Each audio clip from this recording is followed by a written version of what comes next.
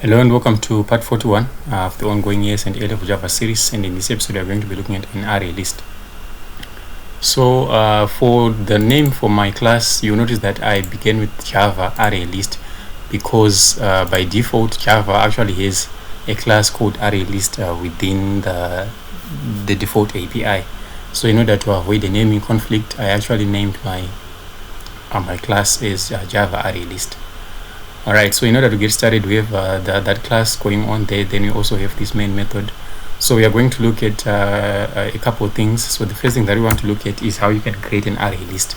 So why would you ever want to use an array list when you can use an array? Because I think in the earlier episodes we actually looked at a data structure called an array. And if you remember, we said that an array is immutable. So immutable simply means that you cannot change an array, or you cannot modify it once you've created it. So this is where an array list now comes in, because an array list actually is flexible in the sense that you can add more items, you can remove items. So basically an array list is sort of like an immutable data structure. So that is to say you can change it as and when you require. Alright, so in order to get started, let's actually create an array list of type.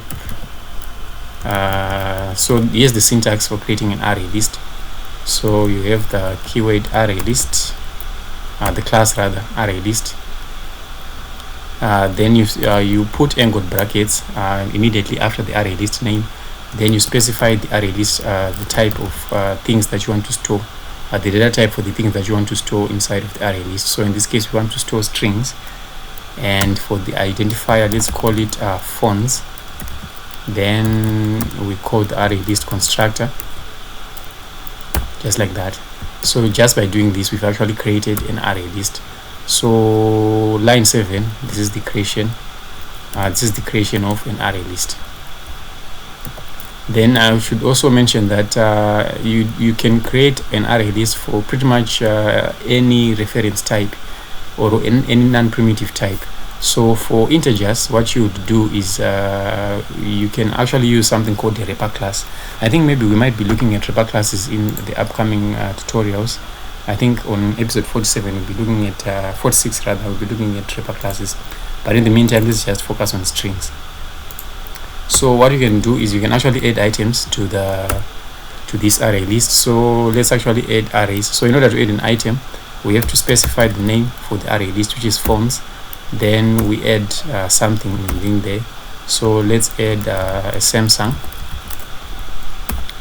Then we can add a couple more fonts in there. So maybe we might also add maybe let's add 5 more, so that at least we have a bit of data going on in there. So we have an iPhone, we have a Redmi, we have a Sony, then we also have an ITEL, right? So this is how you can add items inside of an array list. So what you can actually do is let me just come down here to this for loop, and I can actually iterate through the items in the array list. Since we haven't looked at size, maybe let's use an enhanced for loop. So let's say for string, that is the type, right? So we have item.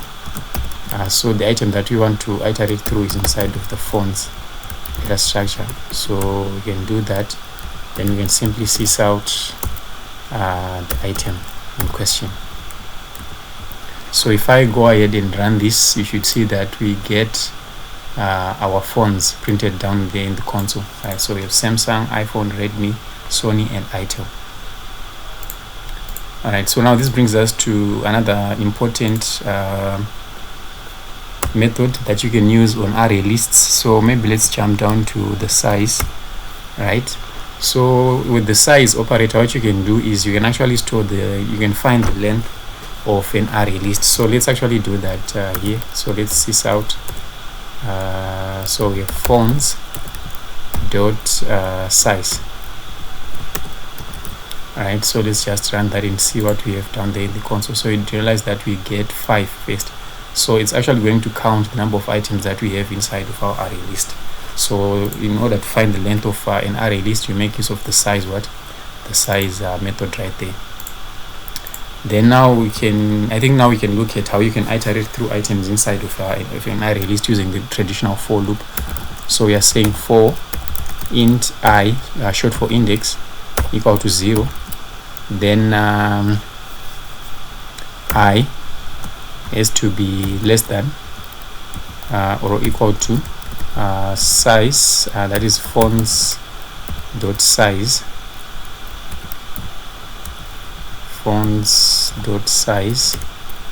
right. Then we want to increment I by 1 every time. So we come down here and we simply want to sys out I, as it were. Let's actually see this in action. So let's go ahead and run this, and actually we are getting the index values there. So maybe what I can do is I can then say, instead of getting the index numbers, let me actually change this value right here. So I has to be less than fonts, because index positions are the index position, it's going to start from 0. So since we have 5 items in there, it means that we have index position 0 to 4. So instead of printing I, what I can print is fonts. Then I want to print the element at index I.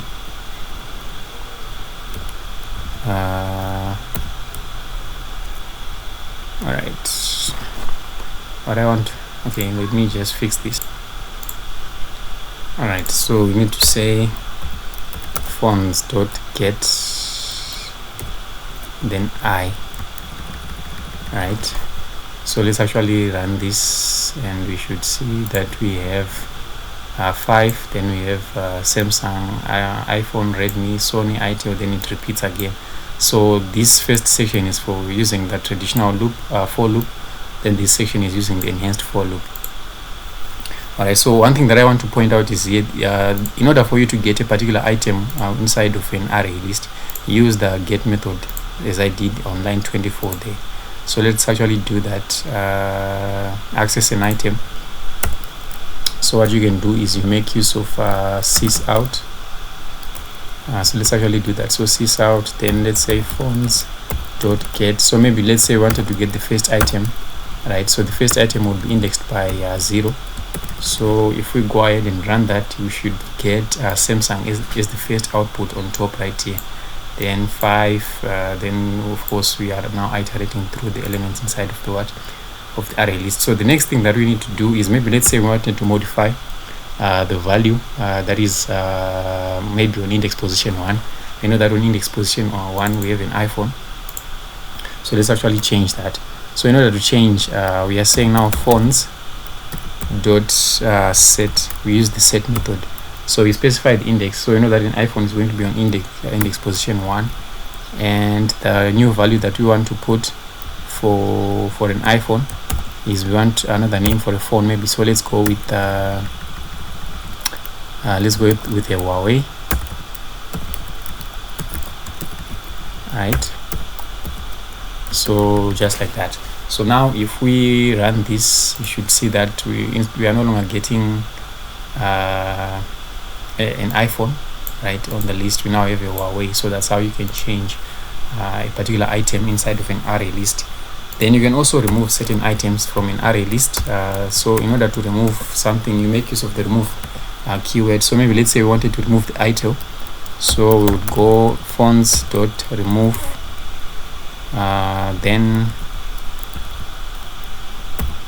so fonts dot remove. So the ITEL would be indexed by number 4.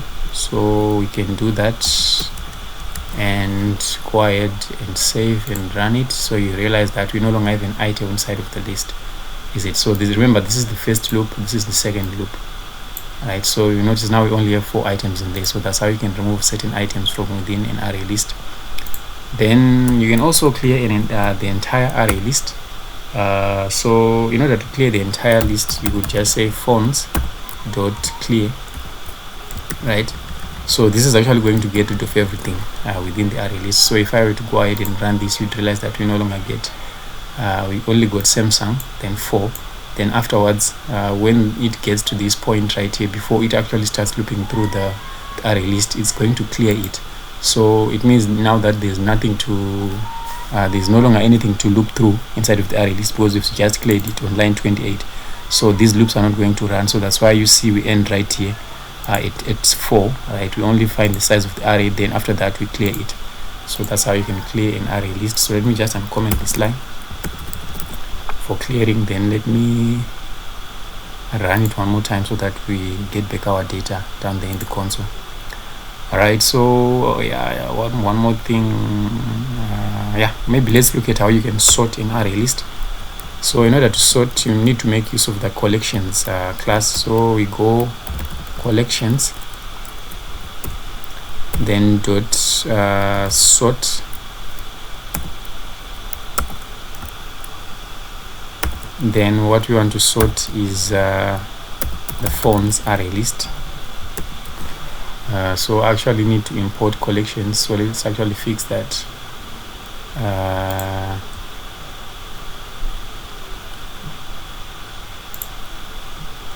So let's go import java.util, then collections, just like that. So that should take care of the error. We no longer have that error there. Then maybe what we can do now is we can just look through the items, but this time around you'll notice that they will be what? They will be sorted. So if we run this, we should get our sorted array list. So you realize that it's now sorted them in what? In alphabetical order. So we now have our way followed by a Redmi, then a Samsung, then finally a Sony. So that's how you can sort through an array list by leveraging the collections class that is built, that is found in the Java API. So yeah, I think we've covered pretty much everything that I had planned for this one. Those are array lists for you. Remember, the reason why you would want to choose an array list is because you would want a flexible data structure that you can actually add items to and remove items to, or basically a data structure that you can modify easily, because the traditional array is immutable. So that's just about it for this episode. I'll see you in the next one.